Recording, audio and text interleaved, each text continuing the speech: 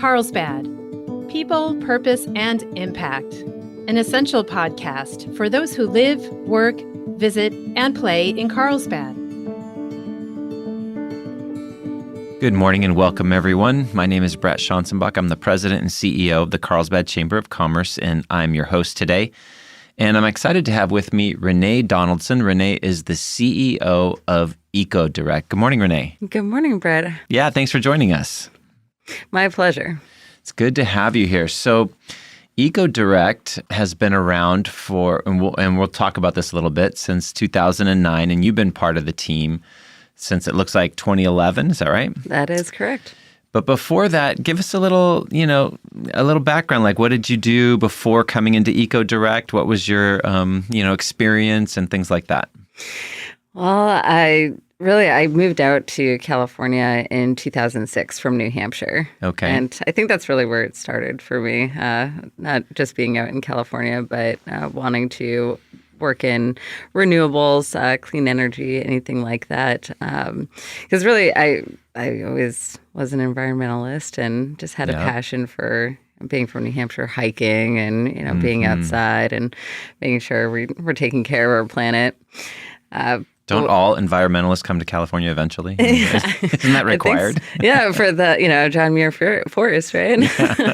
But when I first got here, I was pretty young. I didn't have a job or know anyone. So I just, it took a lot of different sales jobs and positions. And really, in the short abridged version, my partner now, Thomas Baxter, had found my job posting on my College Board website. And he said, hey, what do you think about, taking a job working for a solar sales position, for us? And that's, at the time I was working selling software. And so it was much more up my alley. Yeah. And I think I had posted it for solar desalinization, and that's what I was really kind of interested in. But yeah, anything solar was a great place to start for me, and jumped right in. How interesting, solar desalinization. And he found you, though. And so you started with EcoDirect, as you mentioned. It sounds like as an account executive. I did, yes. Yeah, so kind of got your feet wet, but you didn't stay there. You moved up and looks like 2015 general manager, 2016 CEO. I became very passionate about it. And at the time when I first came on board, we weren't selling the types of systems that we are now. We were working mostly with small DC systems, with Department of Transportation, any type of small off-grid battery-based application. And then I saw a really large drive and opportunity to start selling more residential systems, so for grid tie and off-grid applications. And so over time, I taught the company how to sell it. And because nobody knew how to sell solar or knew any of the parts that were part of it. And so it took a long time, I'd say, to get completely well versed with that. But as I learned more, I became much more passionate about it. And my partner now saw that, and I bought in, and he's like, I think that you're really good at this, and we need you to help kind of keep going with it. And I was all in. That's awesome. And I think most of us like the idea, and some of us actually get to have the reality of going to work every day and something we're really passionate about, right? It makes a big difference. We spend a lot of hours at work. We do. I feel incredibly blessed for that. And I really didn't like my other job also. And so this was definitely a welcome relief to do something that is making a difference, I think, for a lot of people. It just was something to feel very good about. Yeah. Part of my background was in computer software as well. It was a human resources management software system that I helped as a startup, and just didn't have that oomph, in life. It's just kind of like, let's go sell more software. I mean, I feel you, right? Yeah, I looked it up. It was thoughtful or thought. I forget the name of it, but did you end up liking it or doing well with it? We did well, but there just came a point where it was like, okay, I'm ready for something else, that if you have connections, different kinds of connections can be very meaningful, but those connections have been lost. And so the software, that part of my life was not as engaging. So I'm very blessed to have come into the chamber world and have that connection to a deeper purpose and things like that. So why don't we unwrap for people a little bit of what EcoDirect is and does, and you teased it, but let's go ahead and tell them all the width and breadth of what EcoDirect is. Absolutely. EcoDirect is a renewable energy distributor based out of Carlsbad, California. Our focus is mainly on residential hybrid applications, and that's where you're integrating storage with a solar PV system. And we're moving into the commercial space where for like commercial, like a grocery store or a bank, something along those lines, where we're also integrating solar and storage. And we have some high reaches too for getting into some much larger systems, and we're making some traction there. So it's a very exciting time to work in the industry. We have an online store that a majority of our customers use, and a dedicated sales team, so we can help design, engineer, and configure most any independent energy project. Very interesting. Okay, so there's a lot for us to kind of unpack here and have fun with. So what we're going to do is we're going to take a quick pause and have a message from our sponsor. And when we come back, we're going to delve into all these different aspects. We're talking to Renee Donaldson, the CEO at EcoDirect. Stay with us. We'll be right back. So Renee, before we took a break, you were sharing about the different things that you guys do, both residential and commercial.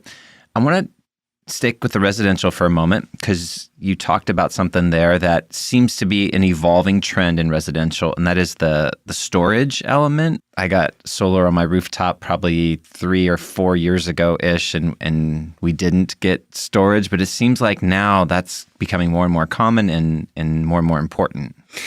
It is. The utility is changing the rate structure on April 14th of this year, so just in a few weeks from now. And it will make it less attractive financially to get a return on your investment for a grid-tie only system where you're not able to store the energy afterwards.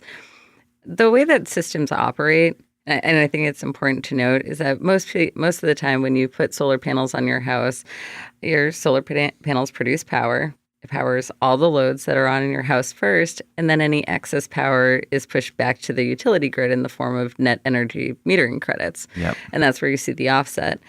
But what we're seeing now is that everyone's pushing all that power back to the utility grid during the day. And where does that power go?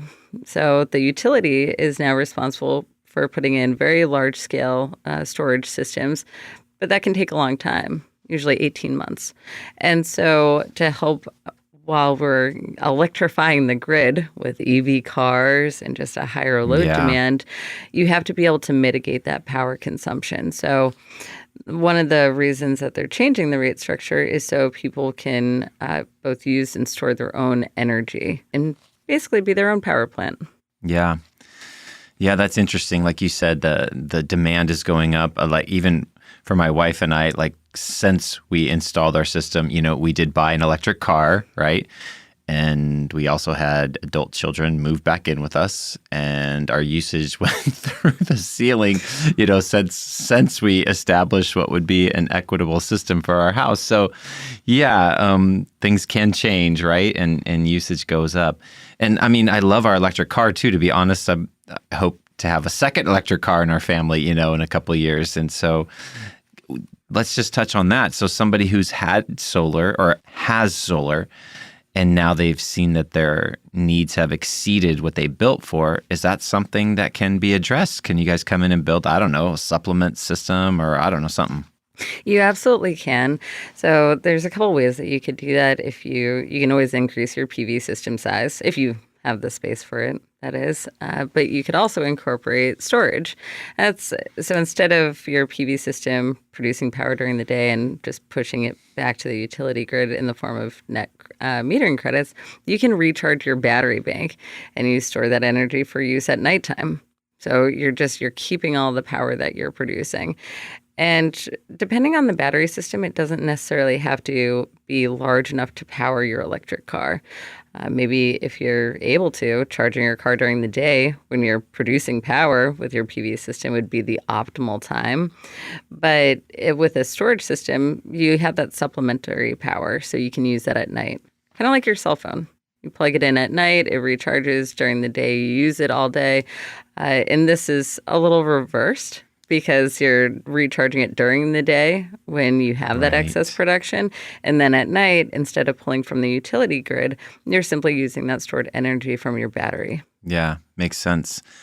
When we were investigating our system, it felt like that model was still quite pricey, at least for residential usage. And I'm like everything, I assume, with technology and advancements, that innovations, it's hopefully gotten more affordable. How is it something that the typical residential customer can attain these days? I mean, batteries are expensive. It's an additional part. It is really in line with about what a system costs without batteries.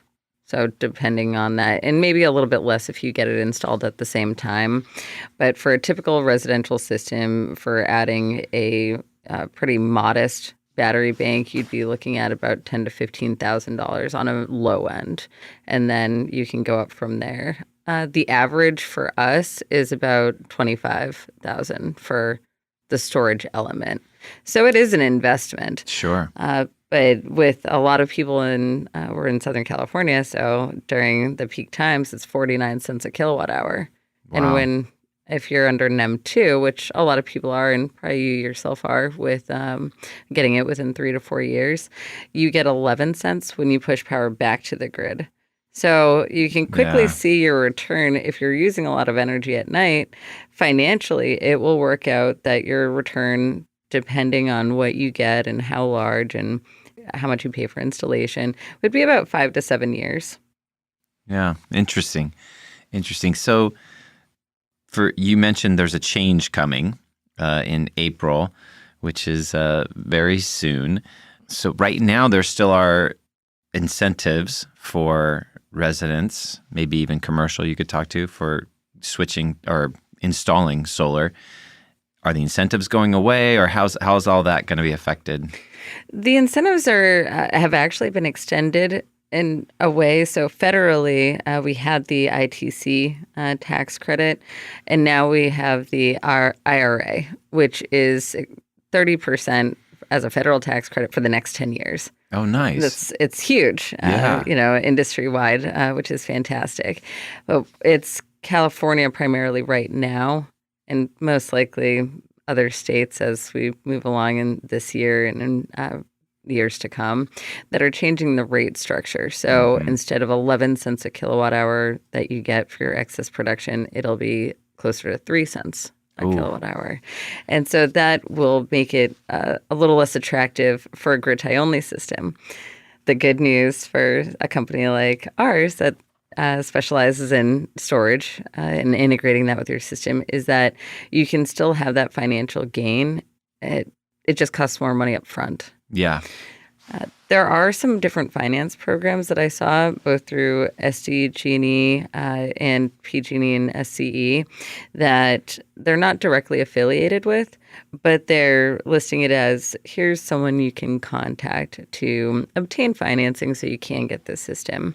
And what we'll find is that instead of getting the PV system that's larger to compensate for your total offset with your consumption, is that you can turn the dial back a little bit and maybe get a smaller PV system, so less solar panels, and then get a battery storage system that's maybe not 100% of what you're looking for, but enough that you can handle the financial buy-in now, and then you can expand over time. Yeah. So they're a lot more buildable than they were previously. So the technology has come a long way. And the prices, they have come down in prior years. We're pretty stable now. So Nice. I don't anticipate, and many of our manufacturers don't anticipate the battery costs falling. I think that's a bit of a misconception for some of the Sure. customers that we engage with is, maybe if I wait a few years, It'll get cheaper. It's still going to be better to do it today than to push it off and do it tomorrow. Wow. So they're changing it from 11 cents down to 3 cents. So that's about one quarter of what you used to be able to get for pushing solar onto the grid. Very interesting. So yeah, it's interesting what you shared about SDG&E and the others coming up or helping find financing options for folks to do this battery storage at their own places, because I think it helps them, right? If more and more people are generating and storing. I remember when solar was, and it still is exploding, but a few years ago when it was exploding, and we heard rumors. I can't say that they were substantiated, but rumors that there was so much coming during peak daylight that the energy was being dumped. Well, they call it the duck curve. So when you have an excess production and not enough consumption at that time, where does the power go? Yeah. So they do have a lot of programs. Not only the financing element is, I think you'll still get a better deal through your bank or credit union in most cases if you have a good relationship with them. But there are several finance options available. But there are new programs now, too. One of them is called a VPP. It's a virtual power plant. And so for SDG&E, if you are able to have a battery storage system that's over 10 kilowatt hours, you can participate potentially in the program where during times where the utility needs grid support, you actually opt in to push power back to the utility grid from your storage system, and they'll pay you as much as $2.50 per kilowatt hour. Oh, wow. This is mainly during the month of September.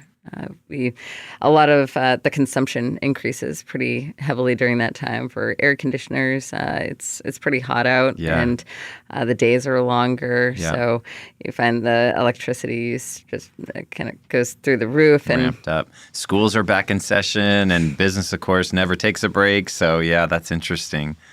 Wow. So all kinds of little intricacies there. So talk to us about your guys', we've been talking a lot about residential, but talk to us about commercial. So commercial applications are in a similar position as well. So a lot of the concentration for us is going to be on areas that are in a fire-prone area. So there's additional incentives for that as well. And then with the IRA tax extension, they offer different adders. So we mentioned the 30%. That's kind of straight across the board for residential. For commercial, you have several other 10% options. One of them is if you're in a tribal land or if you're near a brownfield, which is basically an area that's near a non-clean energy source, like a coal power plant, something like that. And the other one is buying American products. So if you're able to have a really good tax accountant, you can really make sure that you're getting the most of these systems, and in some cases get over 50% as a tax credit. Wow. That's a lot. That's really great. There's actually a new market that's evolving because of this too. So it's do tell, come on. It's really interesting to me. So it's called buying and selling energy tax credits. Okay. And so part of, we went to a finance conference earlier this week through SEIA, which is Solar Energy Industries Association. And over in New York, it was the Finance, Tax, and Buyers Seminar. And the main focus was talking about transferability of the tax credits. So if you're a large company in business and you opt to put in solar, whether it's on your business itself or maybe your business is to build one of these large solar farms, you can sell your tax credits that you would have generated from your system. And you can sell them on the open market.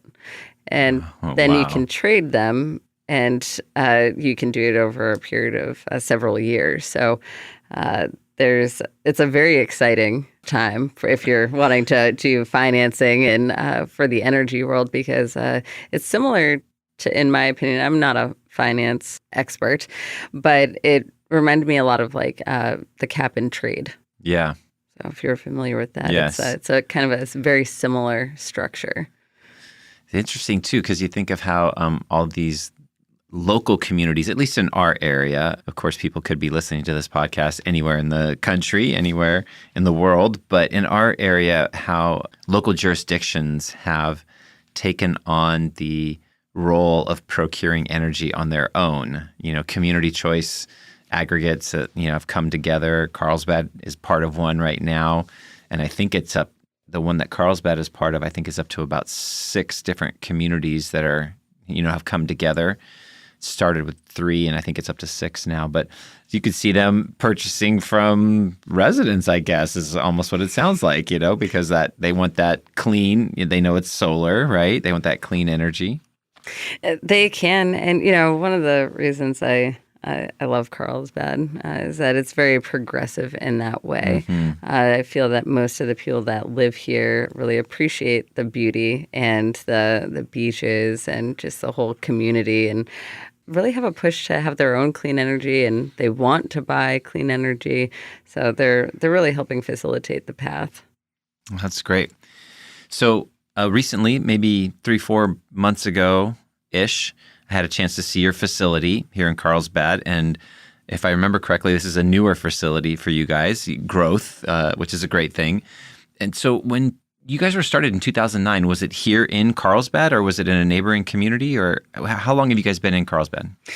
We were actually, the first office was in La Mirada, California. Okay. But when I came on board in 2011, we had just opened a small satellite office in Carlsbad. It was off a Tiger Run Court. Yeah. Not too far, really, from where you guys are now? It's not. It's right down the street. Yeah. And now you have grown, and Carlsbad is your home. Yes. Which is great. You guys have a podcast that you do, I don't know how often, but I know you guys have it, a Solar and Storage podcast. Is that right? Yes, Solar and Storage Today podcast. We try to do it at least once a month. Awesome. So we want to encourage our listeners who want to learn more and really get into this topic to check out your guys' podcast, which is great. And tell people how they can find out more about EcoDirect. What would be the best source? Is that your website, or you mentioned your website earlier? Yes. So we have a lot of great content on there, both on the educational side as well as the products, and just to give you more education about what you're buying. So EcoDirect.com is the main go-to to learn more about us. But giving us a call as well if you're really serious about buying, if you've done some research. I kind of attribute it like when you're buying a car. You're doing a lot of research online independently, and then, okay, I'm going to go into the dealership. So in this case, you could go ahead and give us a call, or if you're local, come on by. We do have a great space, and happy to meet with especially our local customers, and help them both design, size, and get their permits completed, which can kind of be a little bit trickier. So we've really simplified that process, and it's been really successful helping the projects get commissioned and installed. I love that model because we live in such a consumer-driven world. Everybody does. It doesn't matter if you mentioned cars, but it could be even with like people buying houses these days or whatever. They do all the research online and find things, but then usually you hit the limit of what you can find out on your own. And at some point, you want to sit down and talk to somebody and work through the details. And that's true once you find the car you want or the house you want or whatever it is you're searching for. Usually, at some point, you want to talk to somebody and really get into the nuts and bolts of it. So that's awesome to have that, and that you guys love people coming by your space. It's a nice office space. Of course, it's Carlsbad, so most offices are nice here in Carlsbad. We're very fortunate. It's a wonderful place, and does give us a great opportunity for growth. And we have a fantastic team that's really dedicated, and all share the same vision of helping the transition to clean energy for our customers. And it's a great place. Yeah, and we're blessed to have you guys here in Carlsbad. We're thankful to have you as members of ours, and engaged with us. You're helping the overall planet, you're helping our community, you're helping with all those initiatives that, clean energy and clean air initiatives that all communities have. So we really appreciate you. But I wanted to thank you for taking time. I know you're busy and you guys are growing. Like you said, you're out of town just this week. So I know your time's valuable. Thank you so much, Renee, for taking the time to come down and share with us. Thank you, Brett. This is a real pleasure. Happy to be members of the Carlsbad Chamber of Commerce. We've been members for years, ever since we've been here. So I love that. Wonderful. For those of you listening who are not members, you need to follow Renee's lead and join the chamber now. It's worth it. Thanks. Thanks for joining us on our Carlsbad People, Purpose, and Impact podcast today. If you enjoyed it, please hit the follow button on wherever you get your audio. And please tell a friend. We would love to hear your feedback, which you can share at carlsbadpodcast.com. You can leave us a review, ask a question, or leave an audio comment, which we can play on the show in the future. And that's all we have for today. Can't wait to see you next time on Carlsbad People, Purpose, and Impact. And remember, share some kindness today. It's free, creates goodwill, and makes you feel great.